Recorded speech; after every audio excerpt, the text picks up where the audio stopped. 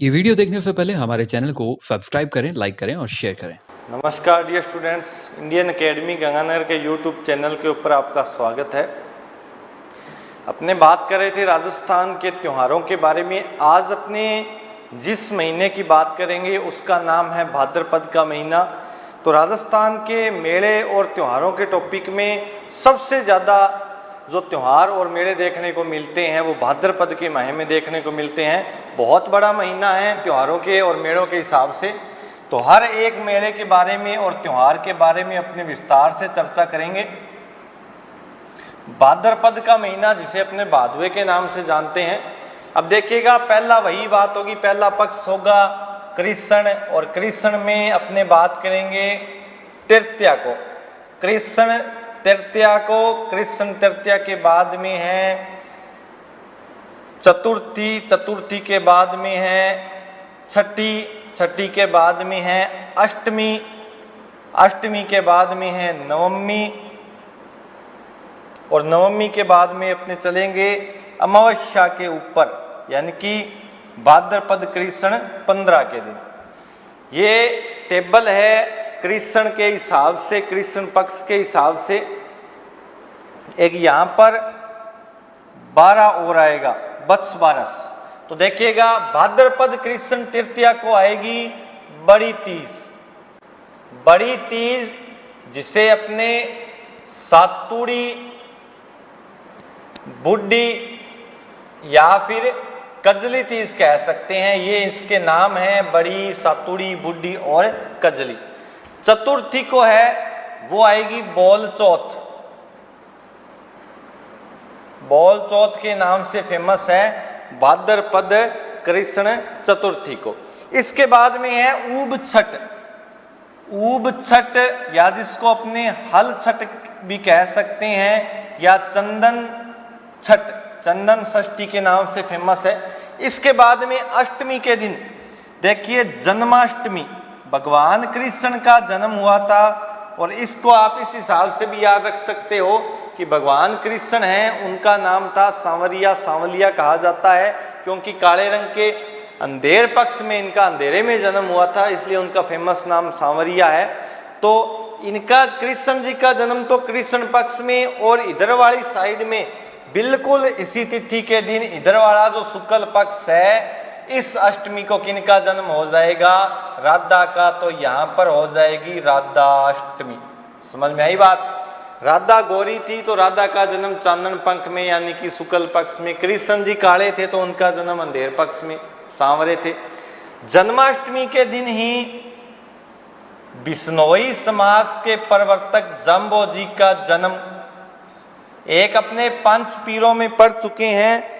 पंच पीरों में थे मेहाजी मंगलिया, और मेहाजी का जो जन्म है या मेहाजी का जो मेला है वह लगता है बापणी जोधपुर में। और कब लगेगा? भाद्रपद कृष्ण अष्टमी को। अब देखिएगा, नवमी को है गोगा नवमी। गोगा जी का जन्म, गोगा जी 5 पीरों में शामिल है। भाद्रपद कृष्ण नवमी को गोगा नवमी होती है। गोगा मेड़ी में स्थित इनका बहुत बड़ा मेला लगता है। अब गोगा नवमी के बाद में आएगी बत्स 12। गायों की और बछड़ों की पूजा होती है बत्स 12 को। तो बत्स 12 आएगी भाद्रपद कृष्ण 12 को, द्वादशी को। 15 को, यानी कि इस दिन क्या होती है? अमावस्या। और भाद्रपद अमावस्या को बहुत बड़ा मेला होता है सती प्रथा से संबंधित। अपने इसे बोलेंगे सतियों की अमावस। और सतियों की अमावस क्यों कहा जाएगा?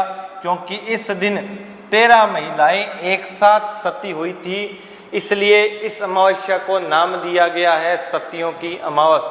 अब ये तो अपना कृष्ण पक्ष कंप्लीट हो गया। अब अपने बात करेंगे शुक्ल पक्ष के बारे में, यानी कि चांदन पंख के बारे में। देखिएगा, चांदन पंख में द्वितीया को आएगी, द्वितीया के बाद तृतीया को, पंचमी को, सप्तमी को, उसके बाद में अष्टमी को, अष्टमी के बाद में सीधा चलेंगे दशमी के ऊपर, और दशमी के बाद में एकादशी, और एकादशी के बाद में पूर्णिमा यानी कि 15। अब देखिएगा द्वितीया को रामदेव जी है 5 पीरों में शामिल, और 5 पीरों में शामिल रामदेव जी का जो जन्म है वो कब हुआ था, तो वो हुआ था भाद्रपद शुक्ल द्वितीया को, इसलिए इसको कहा जाएगा बाबेरी बीज, यानी कि रामदेव जी का जन्म या रामदेव जी का अवतार। रामदेव जी के बारे में अपने लोक देवता में पढ़ चुके हैं, 5 पीरों में शामिल है। राम सा पीर के नाम से या रुणेचा के धनी के नाम से प्रसिद्ध लोक देवता है। भाद्रपद शुक्ल द्वितीया के बाद में आएगी हरितालिका तीज। हरितालिका तीज है, ये कब आती है, भाद्रपद शुक्ल तृतीया को, और भाद्रपद शुक्ल तृतीया के बाद में आएगी भाद्रपद शुक्ल पंचमी। भाद्रपद शुक्ल पंचमी से एक दिन पहले अपने चतुर्थी के बारे में ही पढ़ेंगे। चतुर्थी, पंचमी और सप्तमी। चतुर्थी को है गणेश चतुर्थी। गणेश चतुर्थी बहुत फेमस है, गणेश जी का मेला लगता है रणथंभौर के अंदर। पंचमी को है ऋषि पंचमी। सप्तमी के दिन देव नारायण जी का मेला, देव नारायण जी मेला। अष्टमी को अपने राधा अष्टमी पढ़ चुके हैं, इधर कृष्ण पक्ष में क्या आएगी, जन्माष्टमी। इसके बाद में दशमी को है तेजा दशमी। तेजा दशमी या खेजड़ली वृक्ष मेला, और खेजड़ली वृक्ष मेला है, ये कहाँ पर लगता है, जोधपुर के अंदर विश्व का एकमात्र वृक्ष मेला है जो खेजड़ली जोधपुर में आयोजित होता है। उसके बाद में है जल झूलनी एकादशी। जल झूलनी के बारे में अपने पढ़ चुके हैं पीछे वाले टॉपिक में, एक साथ एकादशी का क्रम है वो पढ़ा था। सारी की सारी एकादशी शुक्ल पक्ष में आएगी, जिसमें से जल झूलनी है वो आएगी भाद्रपद में। तो जल झूलनी को अपने कह सकते हैं देव झूलनी एकादशी। यहाँ से श्राद्ध पक्ष है वो प्रारंभ हो जाएगा। श्राद्ध कुल कितने होते हैं, 16 होते हैं। पहला श्राद्ध यहाँ से स्टार्ट हो जाएगा। इसके जस्ट अगला महीना कौन सा आएगा, आसोज। आसोज के पूरे कृष्ण पक्ष में श्राद्ध चलेंगे, और जो आसोज की अमावस्या आएगी उसको कहा जाएगा महाश्राद्ध। और महाश्राद्ध से एक दिन पहले जो चतुर्दशी होती है उसका क्या नाम है, आप कमेंट करके बताइएगा। यानी कि जो श्राद्ध पक्ष से पहले एक पर्व आता है चतुर्दशी का, वो कौन सी चतुर्दशी कहलाती है। रूप चतुर्दशी है वो तो आती है दीपावली से एक दिन पहले, यानी कि कार्तिक कृष्ण चतुर्दशी को। लेकिन यहाँ पर एक चतुर्दशी है, उसका नाम क्या है, कौन सी चतुर्दशी है, कमेंट करके बताइएगा आप जल्दी से।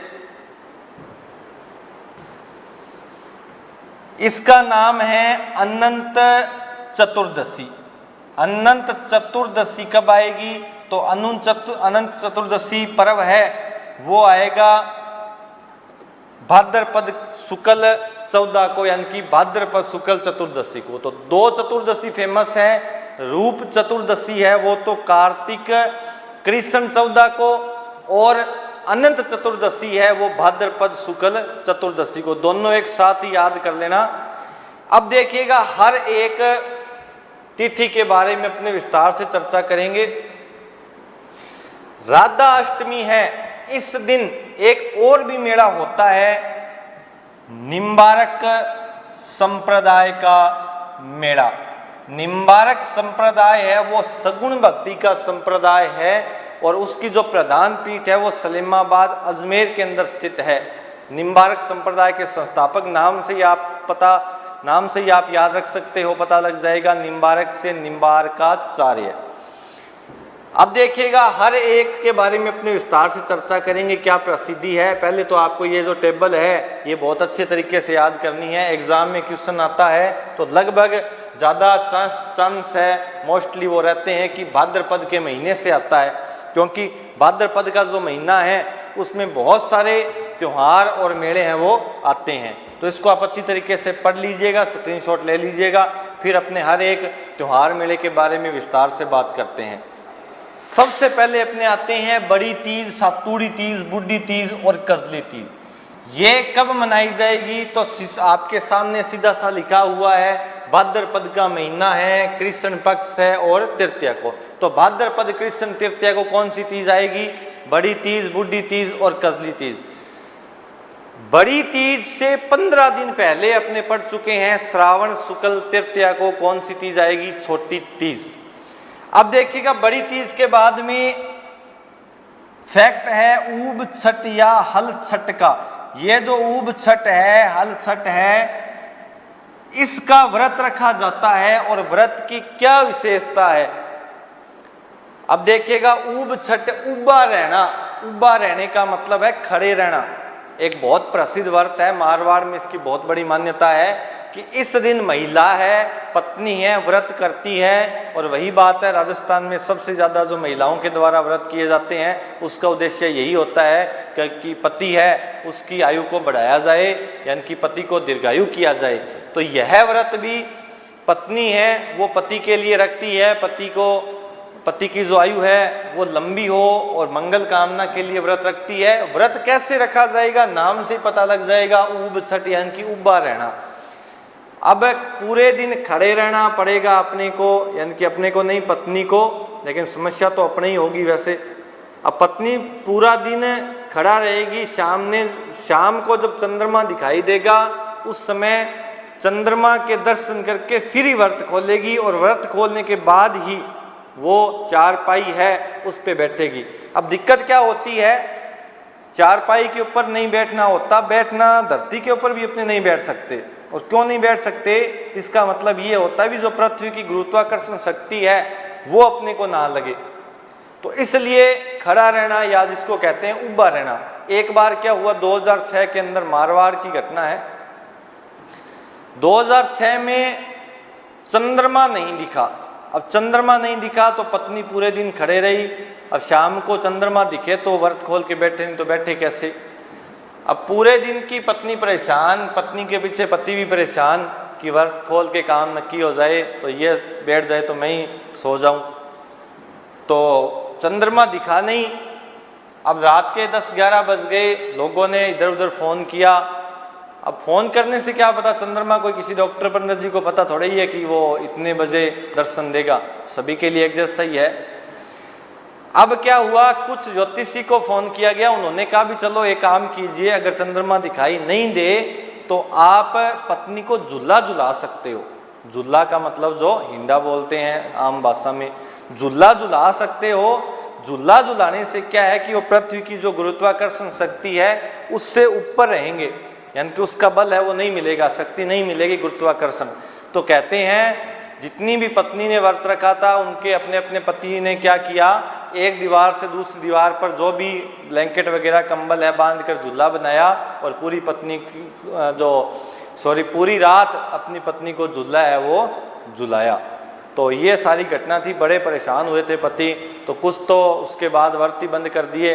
ये बड़ी समस्या होती है इस दिन, तो काम तो सारा पति का ही हो गया ना। अब इस व्रत के बाद में अगला जो त्योहार है वो है जन्माष्टमी का, भगवान कृष्ण का जन्म और बिश्नोई समाज के प्रवर्तक जाम्बोजी का जन्म। मेहाजी मांगलिया अपने 5 पीरों में पढ़ चुके हैं। इनका जो मेला लगता है वो बापणी में लगता है। कब लगता है? भाद्रपद कृष्ण अष्टमी को। यही वो मेहाजी मांगलिया है जिन्होंने जो राणंगदेव भाटी है जैसलमेर के, उनको पराजित किया था युद्ध के अंदर। अगली जो तिथि है वो है गोगा नवमी। गोगा जी का मेला होता है, गोगा जी का जन्म। गोगा नवमी कब आएगी? तो वो आएगी भाद्रपद कृष्ण नवमी को। इनका जो प्रसिद्ध मेला है वो लगता है गोगा मेड़ी के अंदर, और गोगा मेड़ी है नौर तहसील हनुमानगढ़ में। अगर आपसे पूछा जाए इनका पशु मेला कब लगता है, क्या विशेषता है, तो गोगा जी का पशु मेला है, ये पूरे भाद्रपद के माह में चलता है। गोगा मेड़ी में पशु मेला है वो लगता है पूरे भाद्रपद के माह में चलेगा। और इस पूरे भाद्रपद माह में चलने वाले मेले की ये विशेषता है कि राजस्थान का सर्वाधिक दिन चलने वाला पशु मेला, राजस्थान का सबसे लंबा या सर्वाधिक दिन चलने वाला पशु मेला कौन सा हो जाएगा? तो गोगा मेड़ी कहाँ पर लगेगा? नौर तहसील हनुमानगढ़ में। गोगा नवमी कब होती है? तो ये होती है भाद्रपद कृष्ण नवमी को। वत्स बारस है, इस दिन बछड़ों की और गायों की पूजा की जाती है, इसको कहा जाता है वत्स बारस। तो वत्स बारस की अगर तारीख देखी जाए तो ये बन जाती है भाद्रपद कृष्ण 12। अब बात आती है सत्तियों की अमावस, ये बहुत फेमस है। सत्तियों की अमावस का मतलब क्या था देखिएगा। मूल नाम था नारायणी देवी, रानी सती है उनका मूल नाम था नारायणी देवी। लेकिन आप ध्यान रखना, एक नारायणी माता भी है जो नाई समाज की कुल देवी है अलवर के अंदर, वो नारायणी माता अलग है। उस नारायणी माता का मूल नाम तो था करमेती बाई, लेकिन ये जो रानी सती है इनका मूल नाम था नारायणी देवी। तो नारायणी देवी है वो तो रानी सती है, और नारायणी माता है वो अलवर में है जिनका मूल नाम था करमेती बाई। ये जो नारायणी देवी है, इस नारायणी देवी के पति थे जिनका नाम था तन धन दास। नारायणी देवी के पति थे तन धन दास। तन धन दास को नवाब के सैनिकों ने धोखे से मार दिया। नवाब के सैनिकों ने जब धोखे से मार दिया तो नारायणी देवी खुद है वो तलवार लेकर आ गई, 13 महिलाओं को साथ लेकर आ गई और तलवार से लड़ते हुए वीरगति को प्राप्त हो गई, यानी कि सती हो गई। अब देखो 13 महिलाएं एक साथ सती हो गई इस दिन, इसलिए इसको कहा जाता है सतियों की अमावस्या। अब देखो प्राचीन समय था, खुद महिला तलवार लेकर आ गई पति के लिए। एक उस समय वाली महिलाएं थी, एक आज वाली, है फर्क आपके सामने बताने की जरूरत ही नहीं है। तो ये रानी सती थी, और रानी सती का मूल नाम था नारायणी देवी। नारायणी देवी के पति थे तनदन दास, बाद में ये रानी सती के नाम से प्रसिद्ध हो गई। अब इसकी क्या क्या विशेषता देखिएगा। अब 13 महिलाएं सती हो गई इसी दिन, इसलिए सतियों की अमावस्या कहते हैं। मेला लगता है, मेला कब लगता है? तो मेला लगता है भाद्रपद अमावस्या को। भाद्रपद अमावस्या को मेला लगेगा। और क्या क्या विशेषता है? ये जो रानी सती है ये अग्रवाल समाज की कुल देवी है। अग्रवाल समाज की कुल देवी कौन हो जाएगी? रानी सती, अग्रवाल समाज की कुल देवी। और अग्रवाल समाज के जो लोग हैं वो इन्हें किस नाम से पुकारते हैं? तो अग्रवाल समाज के जो लोग हैं वो इन्हें पुकारते हैं दादी जी के नाम से। और इनका जो प्रसिद्ध मंदिर है वो कहाँ पर है? झुंझुनू के अंदर, झुंझुनू जिले के अंदर प्रसिद्ध मंदिर है। और मेला कब लगता है? भाद्रपद अमावस्या को। तो ये सारी की सारी बातें हैं रानी सती के बारे में। रानी सती है वो अग्रवाल समाज की कुल देवी है, दादी जी के नाम से जानी जाती है, मूल नाम था नारायणी देवी।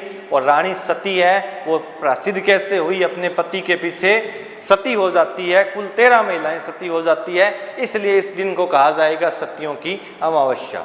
ये अपना कृष्ण पक्ष कंप्लीट हो जाता है। अब अपने बात करेंगे शुक्ल पक्ष की। पहला त्योहार है बाबेरी बीस। बाबेरी बीस का मतलब ये है रामदेव जी जिनकी मान्यता मुस्लिम धर्म में भी है और हिंदू धर्म में भी है।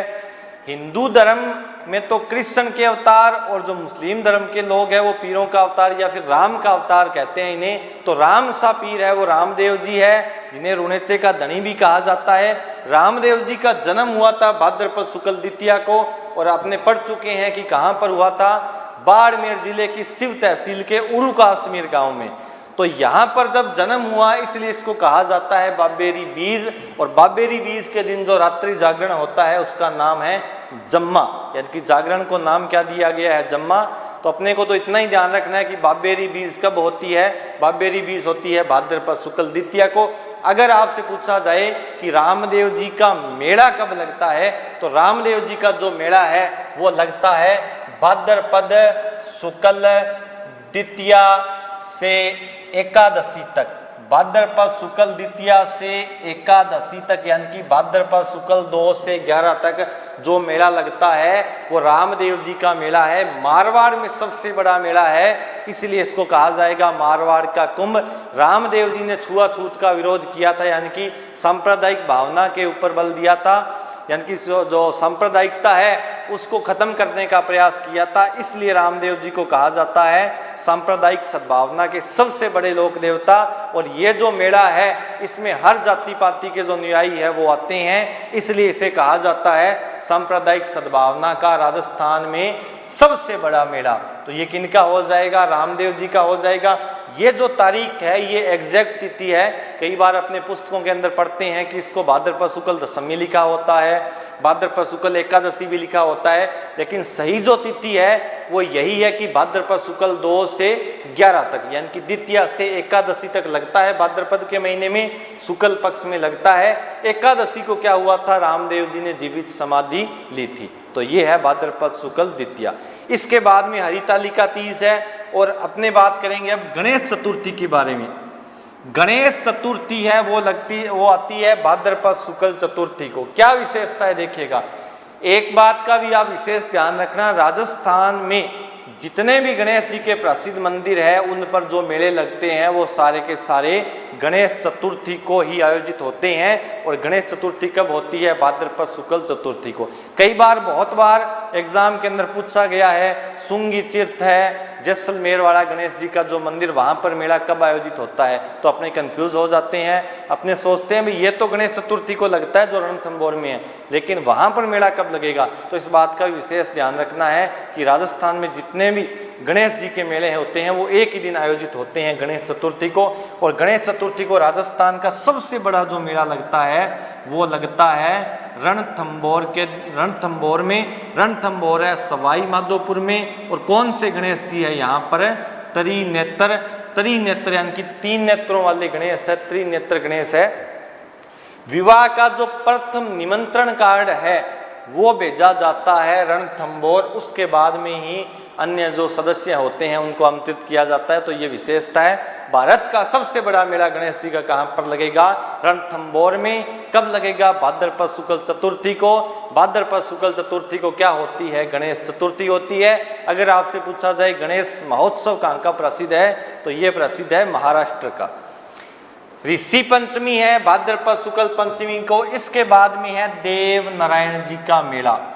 देव नारायण जी का संबंध गुर्जर से है। गुर्जर जाति के आराध्य देव थे देव नारायण जी, और इनके पिता थे सवाई बोस। दोनों गुर्जर जाति के आराध्य देव कहलाते हैं। इनकी भी बहुत बड़ी कहानी है। इनके पिता थे सवाई बोस, जिन्होंने तोरण को छुआ था और जेतानी को लेकर चले गए थे। पीछे से दुर्जन साल आया था, दोनों के बीच में युद्ध हुआ था खारी नदी के तट पर आसीन भीलवाड़ा में। वहाँ पर इनका प्रसिद्ध मंदिर भी बना हुआ है। वो सारी की सारी बातें अपने जब लोक देवता का चैप्टर पढ़ेंगे और देव नारायण जी को पढ़ेंगे तभी उसके बारे में अपने बात करेंगे, क्योंकि बहुत लंबी स्टोरी है इनकी। तो अपने को तो इतना ही ध्यान में रखना है कि देव नारायण जी का मेला कब लगेगा? भाद्रपद शुक्ल सप्तमी को। भाद्रपद शुक्ल सप्तमी है। इस दिन खारी नदी है, खारी नदी बहती है आसींद तहसील है भीलवाड़ा जिला के अंदर। यहाँ पर इनका प्रसिद्ध मेला लगता है। और एक इंपॉर्टेंट फैक्ट यही है कि देव नारायण जी किस जाति के आराध्य देव है? तो देव नारायण जी है गुर्जर जाति के आराध्य देव। अब देखिएगा राधाष्टमी, कोई विशेष बात नहीं, आप सभी जानते हो, बताने की जरूरत नहीं है। राधा का जो जन्म है वो भाद्रपद के शुक्ल पक्ष में, कृष्ण जी का जन्म वो भाद्रपद के कृष्ण पक्ष में। निम्बारक संप्रदाय सगुण भक्ति का संप्रदाय है, यानी कि सगुण भक्ति का मतलब है मूर्ति पूजा में विश्वास करते हैं, उसका एक संप्रदाय है जिसका नाम है निम्बारक संप्रदाय। निम्बारक संप्रदाय की जो प्रधान पीठ है वो है सलेमाबाद अजमेर के अंदर। और यहाँ पर इनका मेला लगता है। कब लगेगा? राधाष्टमी के दिन।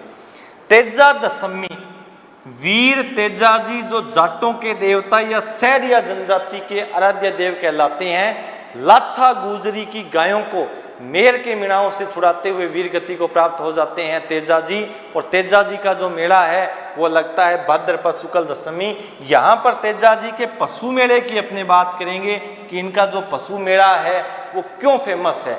देखिएगा राजस्थान में आर्थिक रूप से या आर्थिक दृष्टि से सबसे बड़ा मेला, आर्थिक दृष्टि से सबसे बड़ा मेला किनका हो जाएगा?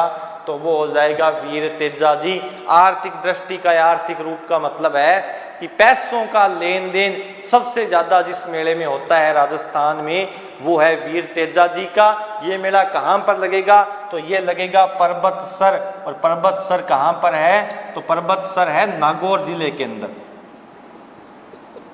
पर्वतसर और पर्वतसर है नागौर जिले के अंदर। यहाँ पर तेजाजी का मेला लगता है। लेकिन तेजाजी का जो जन्म है वो हुआ था खरनाल कस्बे में, खरनाल्या या खरनाल के नाम से जानते हैं।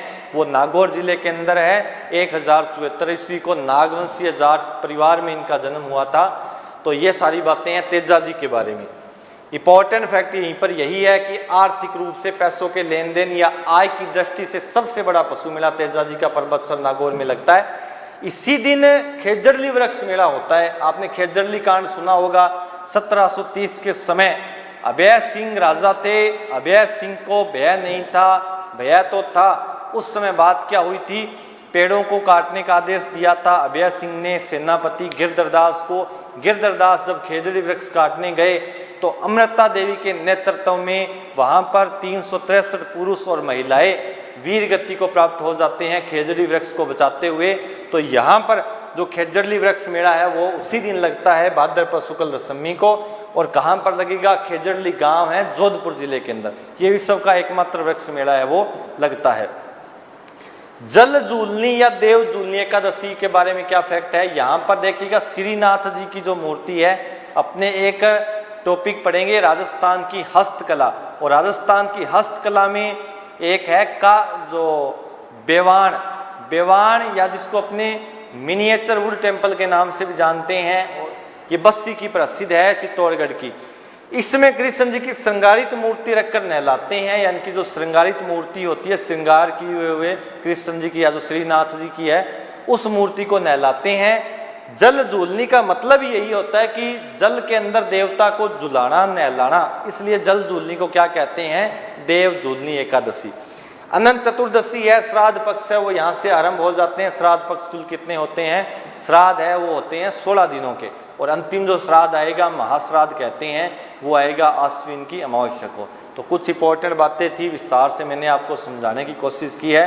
बाकी जितने भी लोक देवता है या जो पशु मेले हैं, इसके बारे में अपने विस्तार से चर्चा ये चैप्टर पूरा होने के बाद जो स्पेशली मेले पढ़ेंगे, आदिवासियों के कुंभ है या जो पशु मेले हैं, उनके अंदर अपने इसके बारे में फिर से विस्तार से चर्चा करेंगे। तो मेरे को आशा है कि आपको ये वीडियो अच्छा लगा होगा, पसंद आया हो तो इसको ज़रूर कमेंट करके कमेंट बॉक्स में बताइएगा कि ये आपको वीडियो कैसा लगा।